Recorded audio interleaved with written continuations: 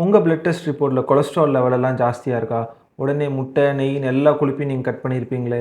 உங்க எண்ணம் wrong. You are totally wrong. கிட்டத்தட்ட 80% நம்ம பிளட்டில் போகிற கொலஸ்ட்ரால் நம்ம லிவர்லேருந்து போகிறது தான், நம்ம சாப்பிட்ற ஃபேட்டி ஃபுட்னால இல்லை.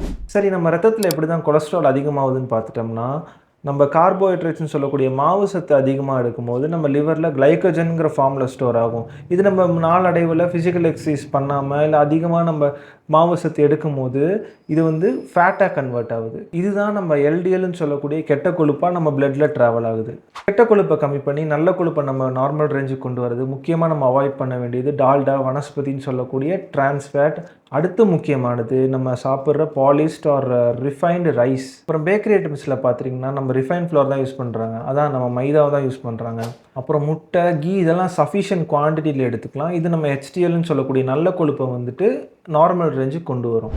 அப்போ பிளட்டில் கொலஸ்ட்ரால் இருந்தால் நம்ம தவிர்க்க வேண்டியது ஃபேட் மட்டும் இல்லை, கார்போஹைட்ரேட்ஸ்னு சொல்லக்கூடிய மாவு சத்தையும் தான்.